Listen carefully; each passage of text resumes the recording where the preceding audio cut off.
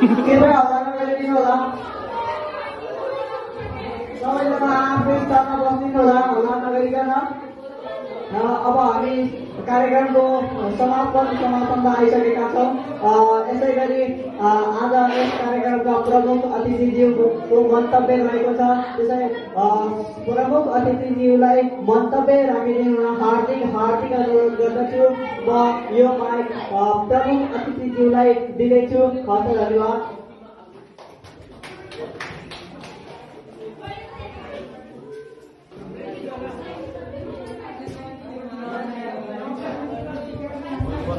Nanti kalian di sana namanya kita maju mana kolam nam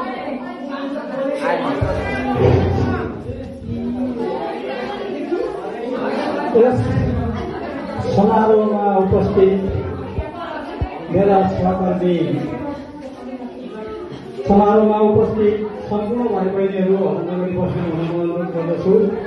यस सभा अथवा यस विदाई कार्यक्रमका सभापति बहिनी कक्षा 11 र यहाँ उपस्थित सहकर्मी मेरा शिक्षक मित्र साथीहरू तथा कक्षा 12 का सम्पूर्ण भाइ बहिनीहरू, आयोजक कक्षा 11 का सम्पूर्ण भाइ बहिनीहरू, साथै कार्यक्रम सञ्चालक भाइ विशाललाई दुवै बहिनी सुगारीका धन्यवाद दिन चाहन्छु। र विशेष आज कक्षा 11 ले 12 लाई यस राममन्दिर माविमा आएर 11, 12 पढ्ने 12 कक्षाका भाइ बहिनीहरू यस शैक्षिक सत्रको अन्तिम घडीमा गएको अवस्था छ र नजिकै इक्जाम आएको छ। सधैँ सबैलाई एकै ठाउँमा बसेर मानवीय चोला कसैलाई पनि पुग्दैन। हरकै ठाउँमा यो परिवर्तनशील संसार आखिरी आफ्नो कर्तव्य गर्नै पर्ने हुन्छ। हेर यो पृथ्वी, यो सूर्य, यो संसार आफ्नो कर्तव्य गर्न ड्युटीमा गइरहेको अवस्था छ। हामीले देखेका छौँ। हेर बिहान पूर्वबाट जाएको घाम सूर्य अहिले पश्चिममा पुग्दैछ। आफ्नो कर्तव्य गर्नै पर्ने हुन्छ।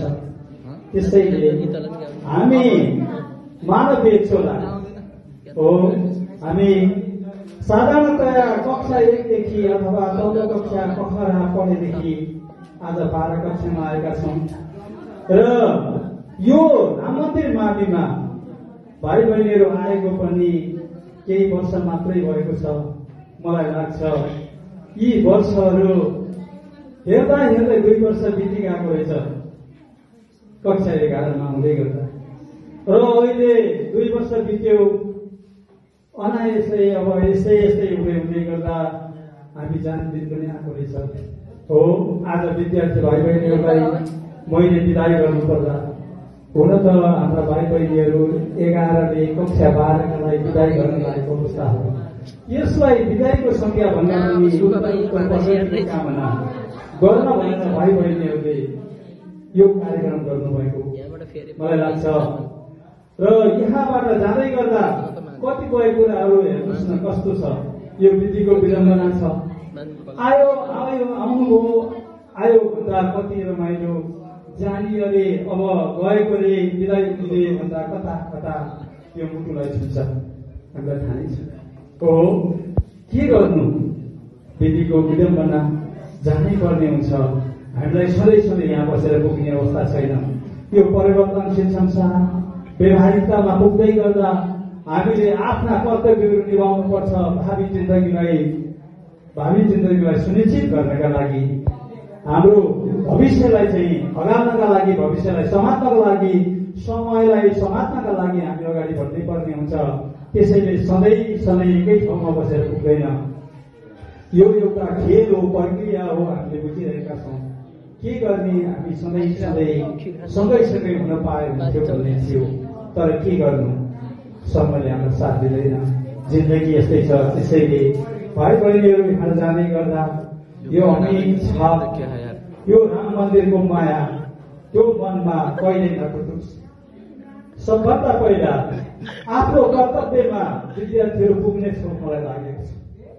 विद्यार्थी भाइ बहिनीहरू आफ्नो कर्तव्यमा, आफ्नो लक्ष्यमा कुनै पनि कुरा, विद्यार्थीको जीवनमा कुनै पनि कुरालाई, अन्य कुरालाई थाती राखेर, गाउँमा राखेर विद्यार्थीले आर्जन गर्नुपर्ने कुराहरू विद्या हो, बुद्धि हो, विवेक हो।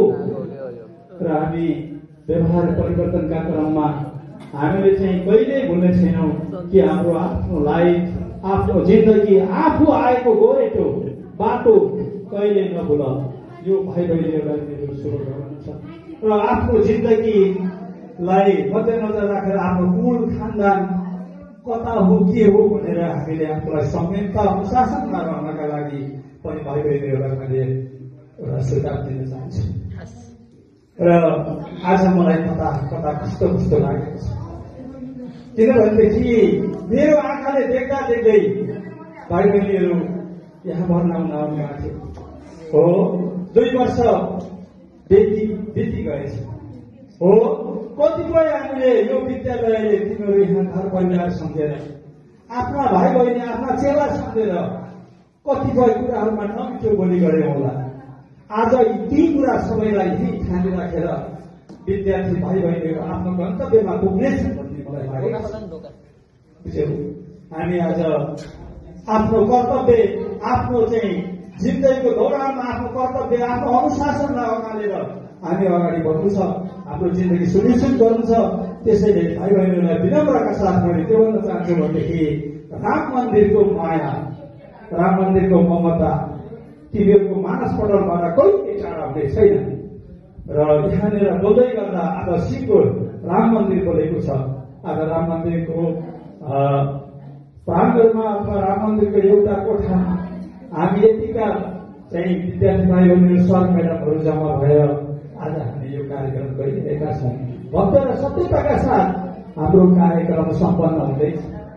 मलाई लाग्छ पक्कै पनि जहाँ जुनसुकै ठाउँमा गए पनि विद्यार्थी भाइ बहिनीहरूले यो राम मन्दिरको अमिट छाप, नराम्रा कुराहरूलाई यही थाती राखेर, यही छोडेर राम्रा सन्देशहरू लिएर यो राम मन्दिरबाट टाढा गएर राम मन्दिरको माया कहिले बुझ्ने छैनौँ भन्ने मलाई लागेको छ।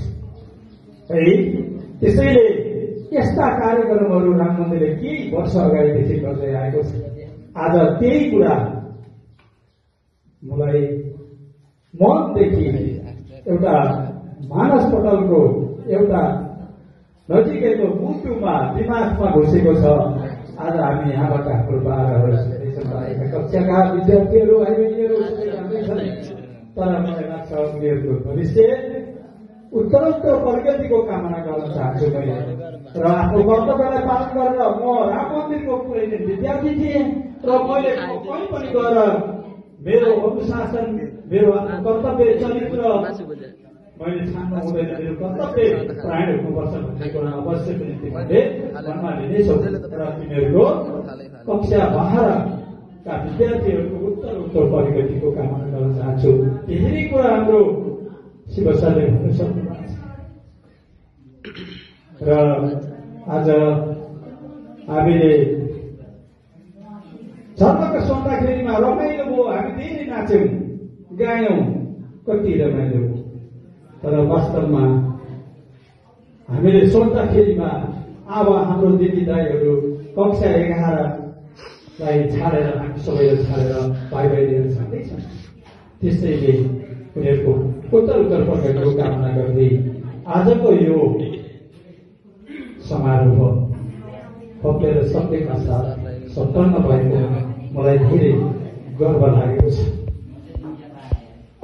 यसरी भन्दै भाइ बहिनीहरूले राम मन्दिरको माया ममता भुल्ने छैनौँ र आफ्नो कर्तव्य निष्ठा बनेर जिन्दगीको सोच गर्नेछौँ र सधैँभरि जहाँ रहे पनि राम मन्दिरलाई भुल्ने छैनौँ भन्दै हामीलाई सबै, हामी यहाँ जति पनि राम मन्दिर मार्मिकमा चाहिँ परिवारहरू छौँ सबैलाई चाहिँ पशुपतिनाथले रक्षा गरून् भन्दै तिमीहरूको भाइ बहिनीहरूको कक्षा 12को 11को सबैको मनोरथ पशुपतिनाथले पुरा गरून् भन्दै आजको यो समारोहबाट म बिदा हुन चाहन्छु।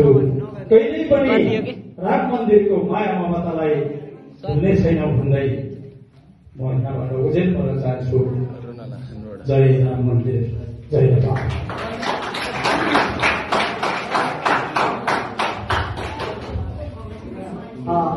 आजका कार्यक्रमका प्रमुख अतिथि तथा यसै श्रीमती माध्यमिक विद्यालयका प्रधानाध्यापकज्यूले कक्षा 12का विद्यार्थीहरू जाँदाको पीडा बोध गरेर आफ्नो मन्तव्य मार्फत प्रस्तुत गर्नुभएको छ। यसै गरी आज